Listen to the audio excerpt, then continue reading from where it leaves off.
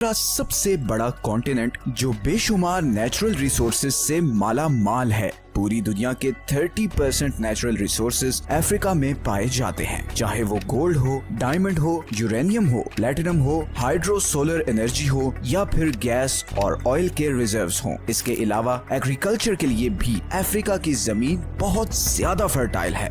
लेकिन इतना कुछ होने के बावजूद अफ्रीका दुनिया का सबसे गरीब कॉन्टिनेंट है। अफ्रीका की 40% पॉपुलेशन शदीद गरीबी का शिकार है। लेकिन ऐसा क्यों है? इतना सब कुछ होने के बावजूद अफ्रीका आज सिर्फ गरीबी, भूख, करप्शन और पॉलिटिकल इंस्टेबिलिटी की वजह से ही क्यों जाना जाता है? आमतौर पर लोगों का यही ख्याल है कि इस सब की वजह वेस्टर्न कंट्रीज का अपने फायदे के लिए अफ्रीका को एक्सप्लॉइट करना और फिर अफ्रीकन लोगों में मैस लेवल करप्शन का होना है। मगर बात सिर्फ इतनी सी नहीं है। अफ्रीका की ज्योग्राफी का भी अफ्रीका की गरीबी में बहुत बड़ा हाथ है। इसी तरह कुछ और फैक्टर्स भी हैं जिन्होंने अफ्रीका को, कोई शक नहीं कि वेस्टर्न कंट्रीज का अफ्रीका को इन हालात तक पहुंचाने में बहुत बड़ा हाथ है। कई 100 साल तक अफ्रीका ब्रिटेन और फ्रेंच एम्पायर का हिस्सा रहा, जिन्होंने अपने फायदे के लिए अफ्रीका के बहुत से नेचुरल रिसोर्सेज को एक्सप्लॉइट किया। 19वीं सदी में अफ्रीका से फिजिकली स्ट्रॉन्ग लोगों को गुलाम बनाकर यूरोपियन कंट्रीज ले जाया जाता। इसी तरह वेस्टर्न पावर्स के बीच अफ्रीका को कंट्रोल करने की हमेशा से ही एक टसल रही है। अफ्रीका के डायमंड और गोल्ड के रिसोर्सेज को हासिल करने के लिए हजारों अफ्रीकन लोगों को गुलाम बनाया गया। कितने ही लोगों को बेदर्दी से कत्ल किया गया।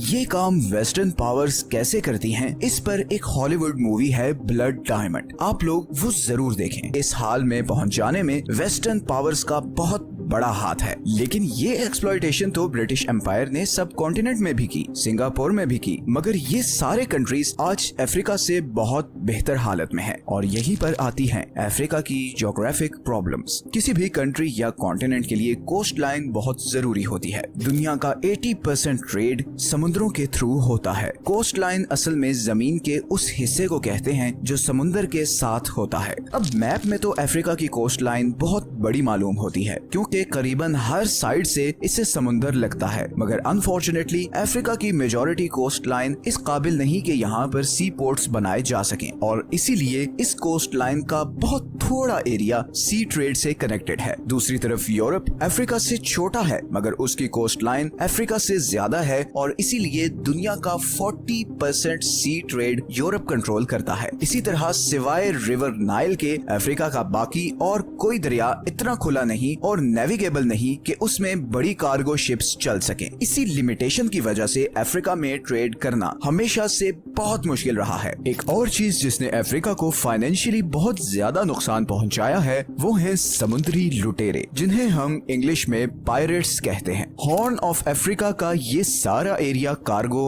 और कमर्शियल शिप्स के लिए शायद दुनिया में सबसे खतरनाक पॉइंट है, क्योंकि यहाँ पर सोमाली पायरेट्स हैं जो यहाँ से गुजरने वाले ऑयल टैंकर्स और दूसरी कमर्शियल शिप्स पर अटैक करते रहते हैं। और इसीलिए यहाँ जिबूटी में बहुत से कंट्रीज ने अपनी मिलिट्री बेसेस बनाई हुई हैं ताकि इस सारे रूट को प्रोटेक्ट कर सकें। लेकिन बाकी के इस सारे ईस्टर्न अफ्रीका में किसी पावरफुल कंट्री की बेस नहीं, जिसकी वजह से यहाँ पर पायरेट्स का बहुत कंट्रोल है। इसी तरह वेस्टर्न अफ्रीका भी समुद्री लुटेरों की वजह से यहाँ से गुजरने वाली शिप्स के लिए एक डेंजरस पॉइंट बना हुआ है। अक्टूबर 2013 में इधर नाइजीरिया के पास समुद्री डाकुओं ने एक ऑयल टैंकर पर अटैक किया और उसके सारे अमेरिकन स्टाफ को किडनैप कर लिया। सारे ऑयल बैरल्स को लूट लिया और फिर अपनी डिमांड्स मनवा कर ही उस शिप के स्टाफ को छोड़ा। इस तरह के और बहुत से वाकयात इस सारे एरिया में होते रहते हैं, जिनकी वजह से ज्यादातर कंट्रीज अफ्रीका के इस सारे रूट को अवॉइड करते हैं और नतीजतन अफ्रीका को बहुत सी जबरदस्त ट्रेड अपॉर्चुनिटीज से हाथ धोना पड़ता है। इसी तरह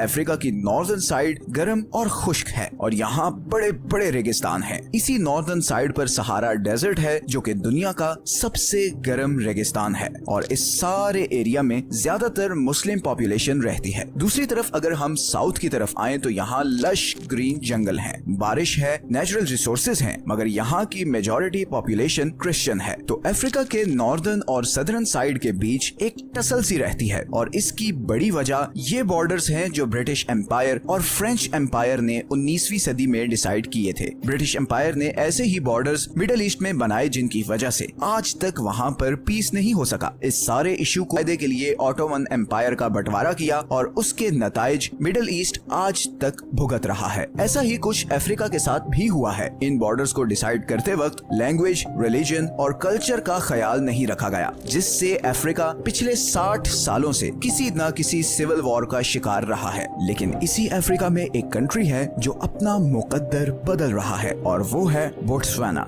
बोट्सवाना आज अफ्रीका का सबसे अमीर कंट्री है। बोट्सवाना भी बाकी अफ्रीकन कंट्रीज की तरह 1967 में ही ब्रिटेन की गुलामी से आजाद हुआ, मगर आज जहां बाकी अफ्रीका शदीद गरीबी का शिकार है, वहीं बोट्सवाना की पर कैपिटा इनकम मैक्सिको और कोस्टा रिका के बराबर है। बोट्सवाना ने ये सब कैसे अचीव किया, ये हम बहुत जल्द एक और वीडियो में डिस्कस करेंगे। फिलहाल अफ्रीका के लोगों को बोट्सवाना को एग्जाम्पल बनाना चाहिए। उन्हें समझना चाहिए कि कोई बाहर से आकर उनके हालात ठीक नहीं करेगा और चीजें उन्हें खुद अपने हाथ में लेनी पड़ेंगी। अभी रिसेंटली चाइना और रशिया के अफ्रीका में आने से कुछ बहुत जबरदस्त डेवलपमेंट्स